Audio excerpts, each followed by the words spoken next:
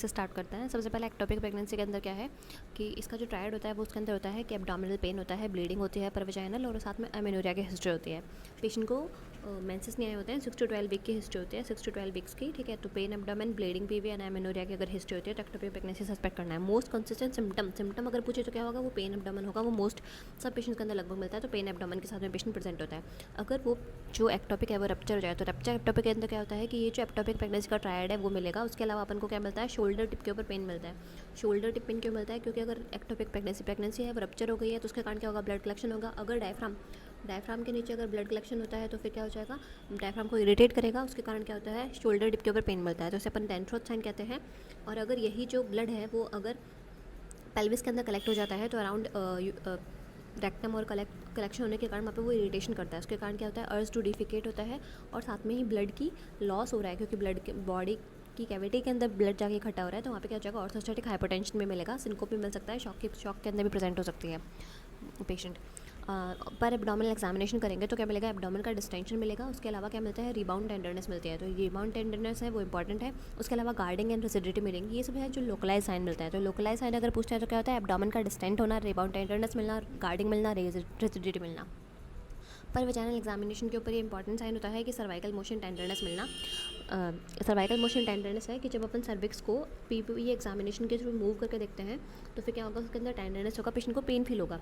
Uterus है उसका जो साइज़ है वो, क्योंकि जो ये प्रेगनेंसी है वो किसके अंदर हो रही है, ट्यूब्स के अंदर हो रही है, तो ये जो यूट्रस का साइन है वो लेस देन द पीओजे मिलेगा, और यूट्रस है वो सॉफ्ट मिलेगा और लार्ज मिल सकता है अपन को। ये जो सर्वाइकल मोशन टेंडरनेस होता है अपन को दो जगह पर मिलता है, एक तो मिलता है पेल्विक इन्फ्लेमेटरी डिजीज़ के अंदर और एक्टोपिक प्रेगनेंसी के अंदर। तो अपन यूपीटी करके या फिर बीटा एसजी एस्टिमेशन करके अपन इन दोनों को डिफरेंशिएट कर सकते हैं। इसके अंदर ये दोनों नेगेटिव आएंगे एक्टोपिक प्रेगनेंसी, क्योंकि प्रेगनेंसी है तो इसके अंदर यूपीटी और बीटा एसजी है वो पॉजिटिव आएंगे।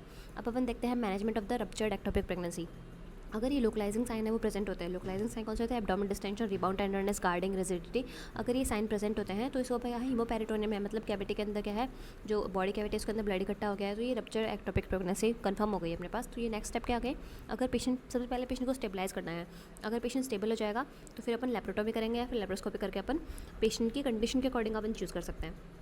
अब अपन को पेशेंट स्टेबल मतलब उसके वाइटल्स हैं वो सही हो जाएँ, ये सब हो जाएँ, ये सारे साइंस मिलने वाले हैं उसके अंदर। अगर लोकलाइजिंग साइन है वो एब्सेंट है, लेकिन पेशेंट की सेम हिस्ट्री थी कि उसको पेन एब्डोमेन था, मिल रहा है, और उसको ना एमेनोरिया की हिस्ट्री है, और उसको साथ में पेन एब्डोमेन है, एमेनोरिया है, और ब्लीडिंग पीवी हो रहा है उसको, तो ये लोकलाइजिंग साइन नहीं है, लेकिन उसके पास लोकलाइज है, एब्डोमिनल डिस्टेंशन, टेंडरनेस मिलना, गार्डिंग मिलना, रिजिडिटी, ये सब नहीं है, तो अपन ई फास्ट करके देखते हैं। या फास्ट करके देखेंगे तो उससे अपन को हीमोपेरिटोनियम होगा तो पता लग जाएगा। अगर वो कंफर्म हो गया तो अपन यूरिनरी सैल्पिंजेक्टमी कर सकते हैं। उसका जो एक्टोपिक प्रेगनेंसी अगर रप्चर हो जाती है तो उसका मेन ट्रीटमेंट ये होता है यूरिनरी सैल्पिंजेक्टमी करना। इसके अंदर भी अपन को ये करना ही है, यूरिनरी सैल्पिंजेक्टमी। लेकिन पेशेंट यहाँ पे अनस्टेबल है ना, तो अपन सिर्फ जाके सैल्पिंजेक्टमी करने की जगह अंदर जाके देखेंगे, पूरा एक्सप्लोर करके देखेंगे पेशेंट का कि क्या क्या कंडीशन है, मतलब ब्लड इकट्ठा हुआ है, कहाँ क्या दिक्कत है, सारे के सारे अपन को वो ट्रीट करना है। उसके अंदर अपन देखते हैं surgery of the choice in case of the rupture ectopic pregnancy, urinary salpingectomy होता है इररिस्पेक्टिव ऑफ द एज और पैरिटी।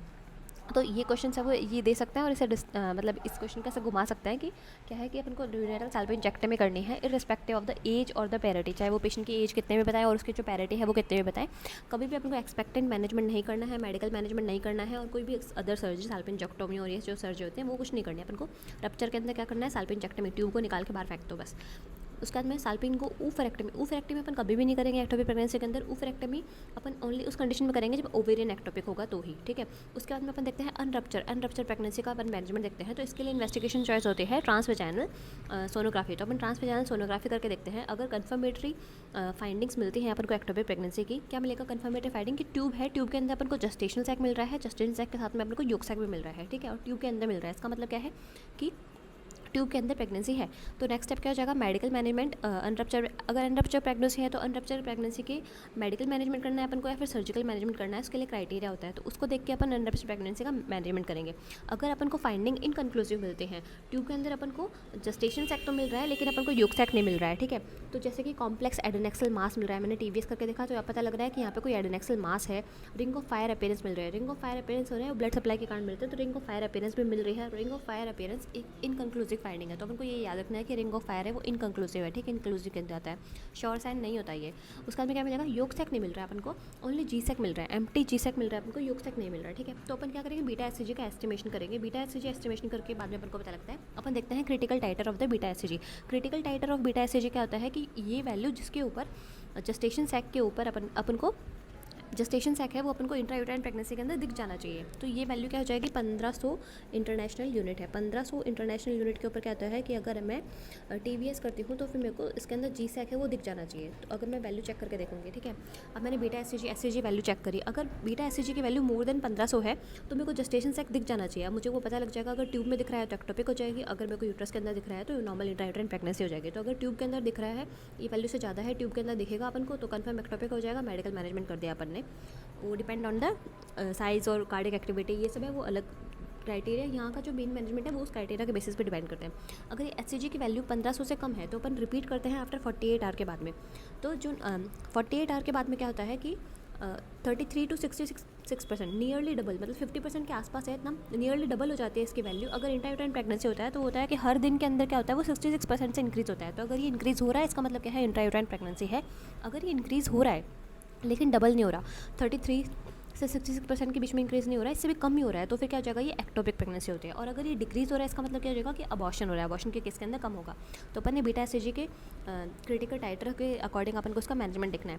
फिर मेडिकल मैनेजमेंट अपन कब करते हैं, अनरप्चर प्रेगनेंसी के अंदर करेंगे। रप्चर है तो अपन को डायरेक्ट सल्फेंजेक्टमी ही करना है। उसके बाद में मेडिकल मैनेजमेंट में क्या होता है, अपन को सिंगल डोज देना होता है। तो ये क्वेश्चन को बार बार घुमा के उन्होंने पूछा हुआ है। ड्रग ऑफ चॉइस क्या है, सिंगल डोज है, सिंगल डोज है, मीथोट्रेक्सेट है 50 मिलीग्राम पर मीटर क्यूब। इंट्रामस्कुलर इंजेक्शन दे रहे हैं अपन, IM इंजेक्शन दे रहे हैं, ठीक है।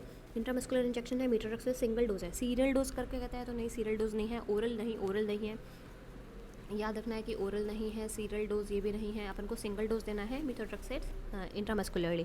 प्री रिक्विजिट्स क्या होता है, पेशेंट की जो कंडीशन है वो स्टेबल होनी चाहिए। उसके अंदर क्या हो जाएगा, family should not be complete, family should not be complete. अगर फैमिली कंप्लीट हुई हुई है तो अगर एक्टोपिक प्रेगनेंसी हो रही है तो एक्टोपिक प्रेगनेंसी पहले होना is a risk factor for the next pregnancy to be ectopic. इसलिए अपन क्या करते हैं, सल्फेंजेक्टमी कर देते हैं उस पेशेंट का। तो family should not be complete. Size of ectopic है ये इंपॉर्टेंट है, लेस देन 4 सेंटीमीटर होना चाहिए, ठीक है। Size of ectopic